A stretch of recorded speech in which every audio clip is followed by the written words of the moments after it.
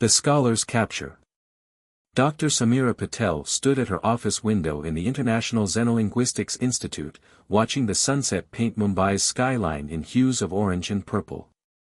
The soft glow of her holoscreen illuminated stacks of research papers on alien communication patterns. 20 years of studying theoretical extraterrestrial languages hadn't prepared her for this moment. Humanity's first contact was imminent. The Varaxian ships had appeared 3 days ago, positioning themselves in high orbit around Earth. Their arrival had thrown the world into chaos, but for Samira, it represented the culmination of her life's work. As Earth's leading expert in theoretical xenolinguistics, she had been immediately summoned to the United Earth Response Team. Dr. Patel, her AI assistant chimed, "The Varaxian transmission is incoming." Samira straightened her jacket and activated the main display. The alien face that appeared was avian in nature, with iridescent scales instead of feathers and 4 eyes arranged in a diamond pattern. The universal translator she had developed began processing the complex series of clicks and whistles. "Your species will submit to assessment," the translation rendered in multiple Earth languages simultaneously. "Resistance is inadvisable." Samira leaned forward, her trained ear catching subtle variations in the alien speech patterns. There was something else there, layers of meaning embedded in the harmonic undertones that the translator wasn't catching. Before she could analyze further, the transmission cut off. Within hours, the Varaxian ships began their descent. They weren't here for diplomatic relations, this was an invasion. The next 48 hours passed in a blur of evacuation orders and military responses. Earth's combined forces proved ineffective against Varaxian technology. Their ships seemed to phase through conventional weapons, and their own weapons could disable entire city blocks without destroying infrastructure. Samira refused to evacuate the institute, working frantically to improve the translator's algorithms. If she could just understand more of their language's subtleties, perhaps she could find a way to communicate, to negotiate. She was so absorbed in her work that she didn't notice the shimmer of a Varaxian phase field materializing in her office. "Specimen located," a voice clicked behind her. "Linguistic analysis indicates primary communication researcher." Before Samira could react, a field of energy enveloped her. Her last glimpse of Earth was through the crystalline walls of a Varaxian transport pod, watching her homeworld grow smaller as they ascended to the mothership. The Varaxian research facility was a marvel of biotechnology and crystalline architecture. Under different circumstances, Samira would have been fascinated. Instead, she found herself in what they called an assessment chamber, though she recognized it for what it was, an interrogation room. High researcher Kexti, her primary interrogator, was clearly frustrated. 3 days of questioning had yielded nothing of military value, though not for lack of trying. What the Varaxians didn't understand was that Samira's apparent cooperation was carefully calculated. Every response she gave contained hidden meanings, every translation she provided was subtly layered with cultural context that their systems couldn't detect. "Explain your species' defensive capabilities," Kexti demanded for the 100th time. Samira smiled serenely. "As I've mentioned, I'm a linguist. My expertise lies in understanding how different species communicate. Would you like to discuss the fascinating way your language uses harmonic overtones to convey social hierarchy?" She watched Kexti's scales flutter in what she had learned was a sign of agitation. The Varaxians had expected to find a primitive species, easy to subjugate. Instead, they found humans like Samira, who could not only understand their technology but analyze and adapt to their social structures with disturbing speed. "Your continued evasion is noted," Kexti clicked. "Perhaps isolation will encourage cooperation." As guards led her back to her cell, Samira began humming a complex melody. To her captors, it seemed like a simple human habit. In reality, she was testing her theory about the harmonic properties of Varaxian communication. The guard's subtle scale movements confirmed her suspicions. Their species was far more sensitive to musical harmonics than they realized. In her cell, Samira began to plan.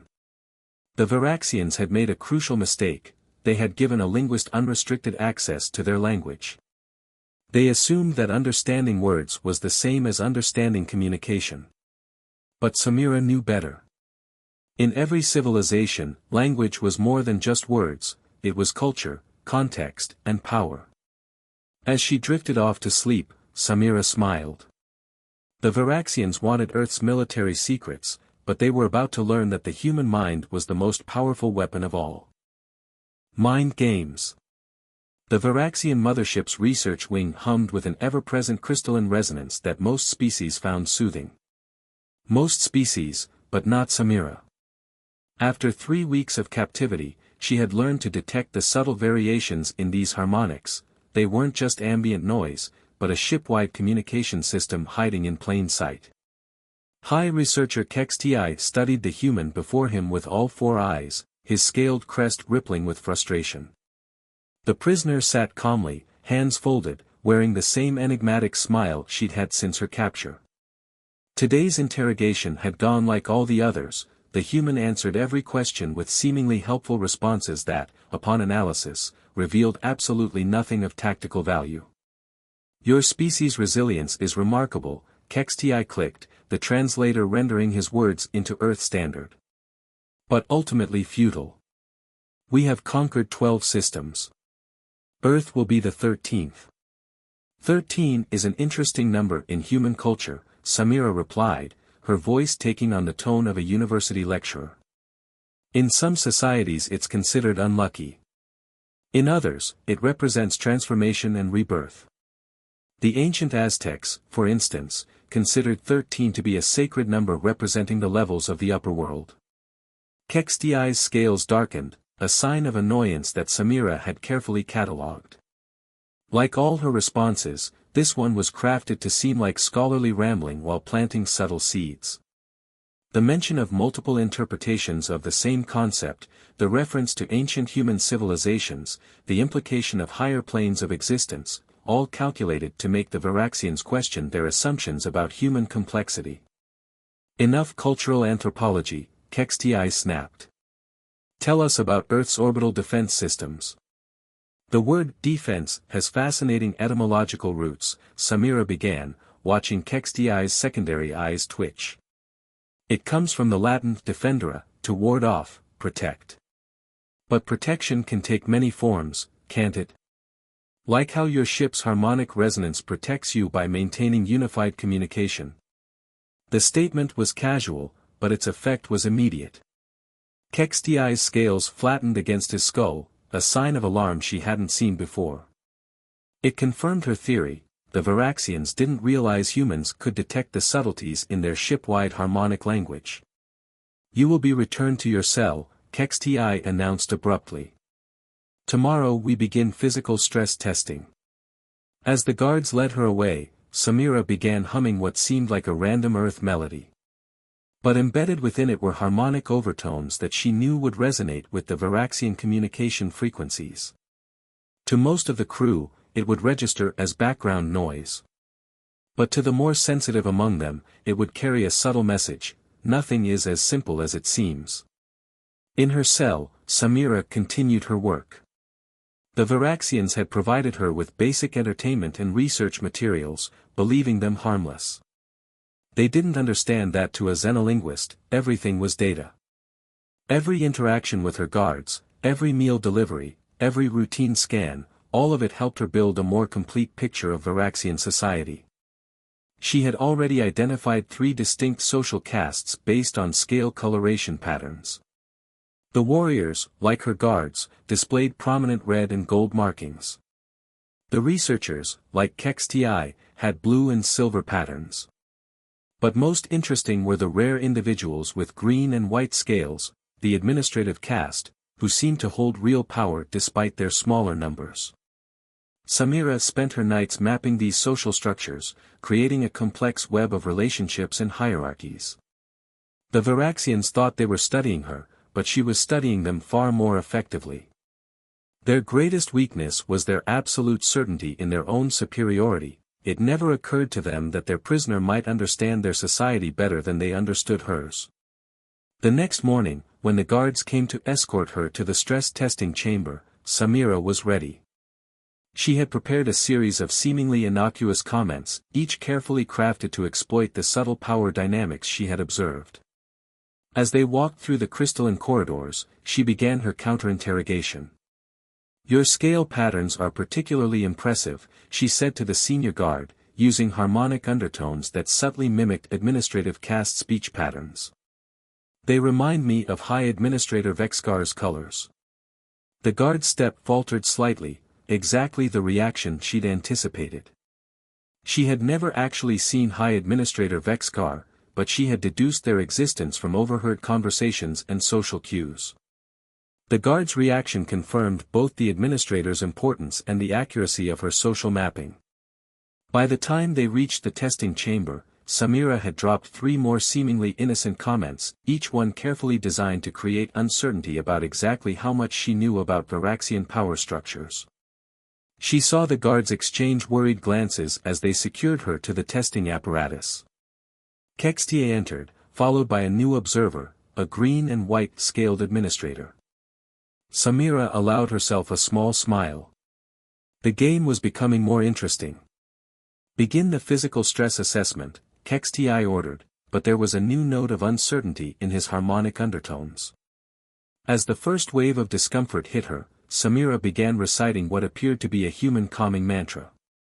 In reality, she was broadcasting a complex message in Varaxian harmonics, one that would be unconsciously processed by everyone in the room: knowledge is power, and power flows both ways. The administrator's scales rippled with interest. For the first time since her capture, Samira felt the balance of power beginning to shift. The hidden language. The medical bay's crystalline walls pulsed with a soft blue light as the Varaxian doctors treated Samira's injuries from the stress testing. She had endured their tests without breaking, something that clearly unsettled them. But more importantly, she had confirmed a crucial piece of information: there were other human prisoners aboard the mothership. During the procedure, she had detected faint harmonic patterns that didn't match Varaxian communications, subtle, almost imperceptible variations that could only be human attempts to mimic the ship's resonance. Someone else had discovered the harmonic language, and they were trying to use it. Physical resilience exceeds predicted parameters, the medical officer noted, their scales shifting in patterns that conveyed confusion to their colleagues. Recommend psychological evaluation before continuing tests. Samira lay still, appearing passive, but her mind was racing. The presence of other humans changed everything. She needed to establish contact, but it had to be done carefully. The Varaxians monitored everything, except the one form of communication they didn't believe humans could access. "I would like to request reading materials," Samira said as they prepared to return her to her cell. "Perhaps something about Varaxian musical traditions. I find your harmonics soothing." The medical officer's scales flickered with amusement at what they perceived as a primitive's attempt to understand superior culture. "Request granted. It may help reduce stress responses in future tests." In her cell, Samira began to work. The texts they provided were exactly what she needed: detailed analyses of Varaxian harmonic mathematics. Using these, she could refine her understanding of their communication frequencies and develop something new, a hybrid language that would be invisible to Varaxian monitoring systems. She spent days appearing to read quietly while humming what seemed like random human melodies.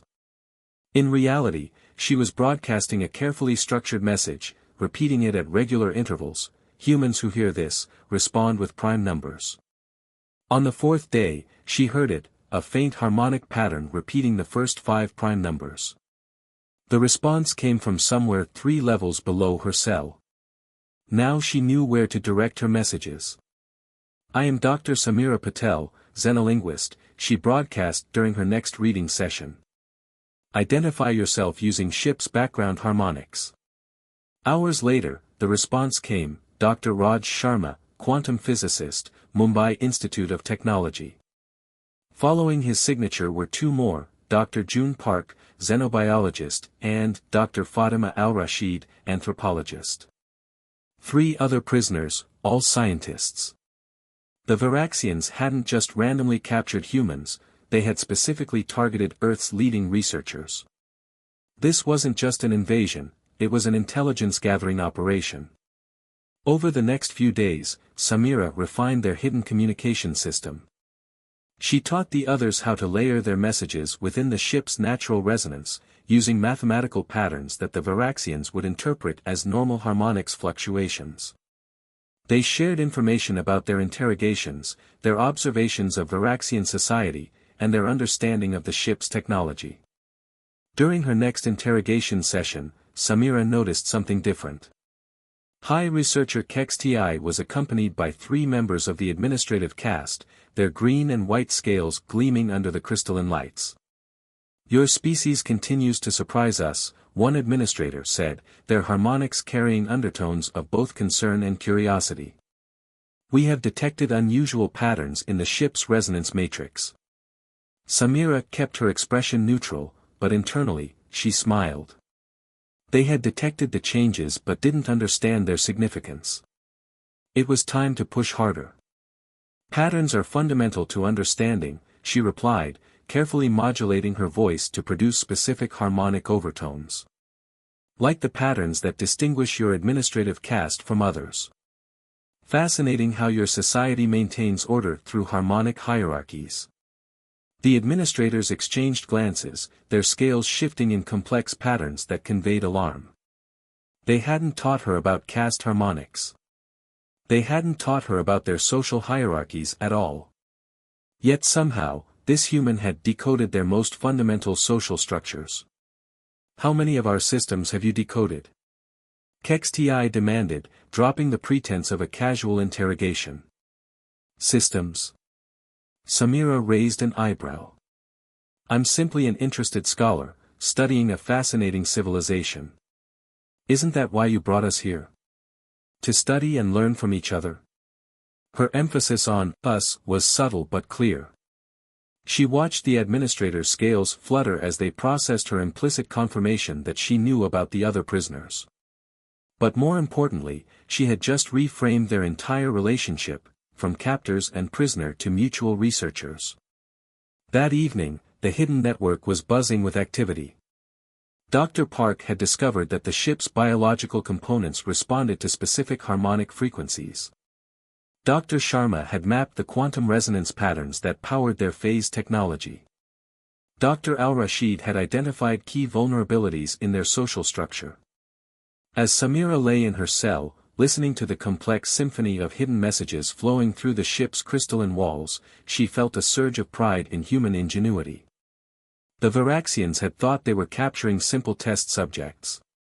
Instead, they had brought together a team of brilliant minds who were now working together to understand their captors more thoroughly than they had ever been understood. The next phase could begin. It was time to show the Varaxians exactly what humanity was capable of. Breaking points. The shift in the Varaxian mothership's power dynamics began subtly, like ripples in a still pond. Samira noticed it first in the way the lower caste workers moved through the corridors, their harmonics carrying undertones of doubt where once there had been only certainty. The seeds of change she and her fellow prisoners had planted were beginning to grow. High Administrator Vexkar stood in the observation chamber, all 4 eyes fixed on the human prisoner before them. Samira met their gaze steadily, noting how the administrator's green and white scales shifted in patterns that betrayed inner conflict. "You've caused quite a disturbance among my people, Dr. Patel," Vexkar said, their harmonics carefully controlled. 3 days ago, a group of research caste workers refused to continue their duties. They claimed it was ethically inappropriate. "Ethics are complex in any civilization," Samira replied, layering her voice with harmonics that mimicked administrative caste authority patterns. "Especially when confronting ideas that challenge established beliefs." Through the hidden network, she knew that Dr. Park had been systematically introducing Varaxian researchers to human concepts of scientific ethics. Dr. Al-Rashid had been seeding stories about Earth's cultural diversity and adaptation. Dr. Sharma had been demonstrating human mathematical innovations that even the Varaxians hadn't discovered. Our civilization has conquered 12 systems, Vexcar stated, but for the first time, there was a note of uncertainty in their harmonics. Our superiority is not a belief. It is a fact. Is it? Samira asked quietly. Then why do you need our knowledge? Why capture Earth's scientists instead of simply destroying us? Perhaps superiority isn't as simple as conquest. The administrator's scales rippled with agitation. Reports had been flooding in from all sections of the ship. Workers questioning orders. Researchers requesting access to human cultural databases. Warriors expressing doubt about the necessity of violent subjugation. Your species is causing dangerous disruption, Vexcar said. The harmony of our society depends on absolute conviction in our purpose. Harmony doesn't require uniformity, Samira responded. Listen to your ship's resonance. Every frequency, every variation contributes to the whole. Diversity creates strength, not weakness. She watched as Vexcar unconsciously tilted their head, listening to the ship's harmonic background noise. Hidden within it was the complex network of human communications, seamlessly integrated with Varaxian frequencies to create something entirely new, a hybrid symphony of two civilizations. Administrator, a junior officer interrupted, scales flashing urgent patterns. We're detecting unusual activity in the ship's biological systems. The crystalline matrices are evolving. Samira suppressed a smile. Dr. Park's work was bearing fruit. The xenobiologist had discovered that the ship's living components could be influenced by specific harmonic patterns. For weeks, they had been subtly encouraging the crystal matrices to adapt, to become more complex, more integrated. What do you want? Vexcar demanded, their harmonics showing the first signs of genuine fear. Why are you doing this? We want what every species wants, Samira replied. The freedom to grow, to learn, to evolve. You see conquest as the only path to advancement. We see infinite possibilities in cooperation. Through the hidden network, she could feel the others implementing their parts of the plan. Dr. Sharma was using quantum harmonics to gradually alter the ship's phase technology. Dr. Al-Rashid was broadcasting carefully crafted cultural narratives that resonated with deeply buried Varaxian cultural memories. The ship's crystals sang with new frequencies as more and more Varaxians began to question their society's fundamental assumptions. The rigid hierarchy that had sustained their empire for millennia was beginning to crack. You don't understand, Vexcar's harmonics carried genuine distress. Our entire civilization is built on the principle of superior force. Without it, we have nothing. You have everything, Samira countered. You have art in your harmonics, poetry in your scale patterns, mathematics in your architecture. You've just forgotten how to see it. As if to emphasize her point, the crystalline walls pulsed with new patterns, displaying complex mathematical equations that merged Varaxian and human theoretical frameworks. Dr. Sharma's work had unlocked possibilities that neither species had imagined alone. The warrior caste is losing control of the lower decks, another officer reported urgently. Workers are demanding direct communication with the human prisoners. Research teams are refusing to conduct further tests without human oversight. Samira stood, her voice carrying harmonics that reached every corner of the ship through the crystal network. Your empire stands at a crossroads, Administrator Vexcar. You can cling to the old ways and watch your society tear itself apart, or you can embrace change and discover what our species can achieve together. The administrator's scales shifted through a complex series of patterns before settling into one Samira had never seen before, a blend of colors that spoke of both uncertainty and hope. The revolution had begun, not with weapons or violence, but with ideas, knowledge, and understanding. Phase 1 was complete. Now came the hard part, helping an entire civilization reimagine itself.